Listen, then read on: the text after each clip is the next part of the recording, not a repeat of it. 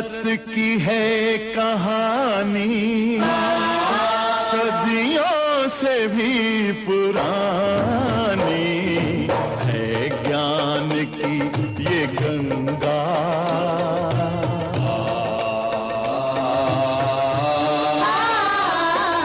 है, ज्ञान की ये गंगा, ऋषियों की अमर वाणी। ओम यात्मदा बलदा यस्य विश्व उपासते प्रशिशम यस्य देवा यस्य छायामृतम यस्य मृत्युः कस्मै देवाय हविषा विधेम। हम भी चाहते हैं कि आपके जीवन में बड़ी खुशियां हों, बड़े रंग हों, बड़े उमंग हों। प्रभु से प्रार्थना भी करते हैं कि भगवान सब सुखी हों। और वैसे भी हमारे ऋषियों की जो परंपरा रही है वो यही रही है, वसुधैव कुटुंबकम, सारे लोग सुखी हों, संपूर्ण संसार सुखी हो। केवल अपने सुखी की बात नहीं करते हैं, सर्वे भवन्तु सुखिनः सर्वे सन्तु निरामया, सारे लोग सुखी हों। फिर कहते हैं वसुधैव कुटुंबकम, संपूर्ण विश्व हमारा परिवार है और हमारा परिवार कैसा हो, सुखी हो, ऐसी हम कामना करते हैं। परंतु जिस प्रकार से दुनिया चलती चली जा रही है, क्या चकाचौंध की अग्नि हमारे ऊपर हावी नहीं हो रही है? क्या हमारा जीवन इस त्योहार वाले दिन कुछ आकलन का भी तो होना चाहिए। हम अच्छी बात है बहुत सारे पैसे खर्च करते हैं, मिठाइयाँ लाते हैं, सब कुछ करते हैं, सब कुछ काम आवश्यक है, परंतु क्या ये आवश्यक नहीं है कि हमारा जीवन किस रास्ते पे जा रहा है? क्या जीवन का मूल्यांकन आवश्यक नहीं है? एक व्यक्ति था, वो जंगल की तरफ भाग रहा था। भाग क्यों रहा था? क्योंकि उससे किसी ने कहा कि इस जंगल में सोने और असरफियों का घड़ा रखा हुआ है। वो उसकी तलाश में जंगल की ओर भाग रहा था, खूब आंख बंद करके चकाचौंध में भाग रहा है। फिर पता चला पीछे शेर लग गया है।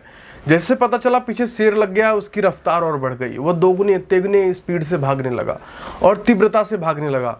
भागते भागते आगे एक खाई थी। खाई के पास पहुंचा तो दिखाई दिया कि आगे कोई स्थान नहीं है, पीछे लौट नहीं सकते, पीछे शेर है। तो पता चला कि नीचे एक डाली है। उस डाली की तरफ कूदा और उस डाली को उसने पकड़ लिया और ऊपर शेर इंतजार कर रहा है। और जब नीचे की तरफ देखा तो नीचे उसे एक सांप, काला सांप दिखाई दे रहा है, जो उसे डसने के लिए बिल्कुल आतुर है, जो चाहता है कि ये मुझे मिले और मैं इसे तुरंत निगल जाऊं। बिल्कुल आतुर है वो। ऊपर उसे शेर ने घेर रखा है।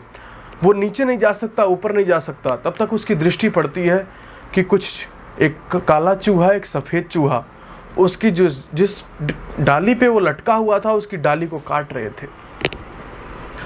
वो वही चूहे हैं रात और दिन जो आपके जीवन को काटे जा रहे हैं, एक एक दिन काटे जा रहे हैं। वो काला जो चूहा है वो आपकी रातें हैं और जो सफ़ेद चूहा है वो आपका दिन है। वो उसकी डाली को काटे जा रहा है। तब तक उसकी नज़र पड़ती है कि एक मधुमक्खी का छत्ता है, उस छत्ते से एक एक बूंद शहद टपक रही है और वो अपनी जीभ लगा करके उस शहद के मदमोह में जा कर के उसे चाटने लग जाता है। और वो ये भी भूल जाता है कि नीचे मुझे सर्प खाने के लिए आतुर है, ऊपर मुझे शेर खाने के लिए आतुर है, और उधर चूहे जो जड़ें काट रहे हैं वो काट ही रहे हैं। वो मदमोह में इतना लीन हो जाता है कि वो सारी चीज़ें भूल जाता है। फिर कहते हैं ना कि अब पछताए होत का जब चिड़िया चुग गई खेत। और वो जो मधुमक्खी का रस क्या है? वो छोटी छोटी वासनाएं हैं, जो सांसारिक वासनाएं, लोभ, काम, क्रोध, मद, मोह, ये सारी छोटी छोटी वासनाएं हैं जो आपको एकदम फंसाई जा रही है। किसी को घर का मोह, किसी को गाड़ियों का, बंगलों का, स्त्री मोह, हर प्रकार का मोह आपको ग्रसित किए जा रहा है। और आप उस मोह में ग्रसित होकर के अपने जीवन का मूल कर्तव्य भूल गए। आपको ये नहीं दिखाई दे रहा है कि जीवन में किस कार्य के लिए आए थे और कर क्या रहे हैं। त्यौहार आपके जीवन में आते हैं और हम भी भगवान से प्रार्थना करते हैं कि त्यौहार आपके जीवन में खुशियाँ लाएं, खूब सौहार्द लाएं। परंतु ये भी ध्यान रखिए कि त्यौहार के दिन मूल्यांकन करिए कि आपने अपने जीवन का समय कहाँ दिया है और पीछे वाले कहाँ देते आ रहे हो। आज होली है, होली से एक दिन पहले जो होलिका होती है उसमें अपने पापों को, अपने कष्ट को सारे लोग दहन करने जाते हैं।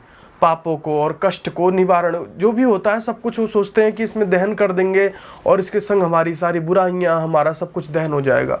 परंतु क्या आप अपनी बुराइयों को दहन नहीं करेंगे? आपके अंदर जो व्यक्तिगत बुराइयां हैं, जो लोभ है, जो मोह है, जो कामनाएं हैं, जो इच्छाएं हैं, क्या उनको आप भस्म नहीं करेंगे?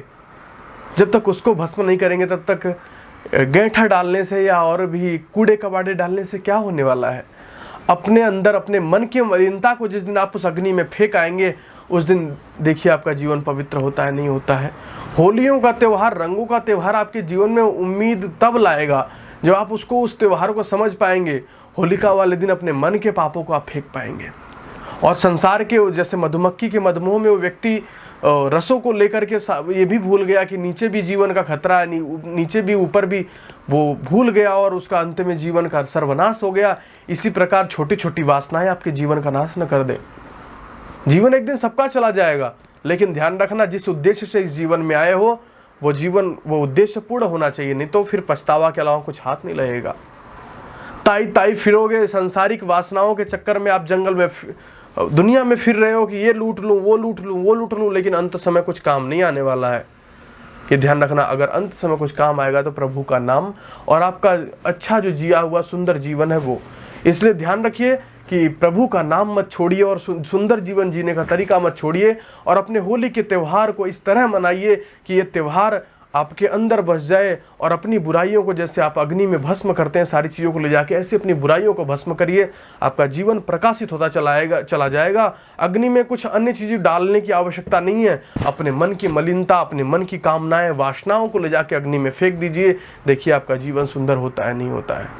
मैं भी प्रभु से यही कामना करता हूँ कि आपका जीवन मधुर हो। मैं इसलिए इस बात को करने आया कि आपको चेतावनी देनी आवश्यक है कि रंगों के मदमोह में इसको आप अपने कामुकता का, इसको आप अपने उस भोग का त्योहार मत बना देना कि मुर्गा खा लिया, दारू पी लिया और सो गया, आनंद किया। नहीं, ये बड़ा ही पवित्र त्यौहार है। ये अपनी बुराइयों को छोड़िए, द्वेष राग को छोड़िए, पवित्र जीवन जीजिए। भगवान से प्रार्थना करिए कि प्रभु सब कुछ दे रहा है, बस जीवन में पवित्रता देता जा, जिससे मेरा जीवन सफल हो, मैं तेरे चरणों का दास बन सकूं, मैं तेरी सेवा कर सकूं, और ऐसा आपका जीवन बने, ऐसी कामना करता हूं। इतना ही कह के जय श्री कृष्ण।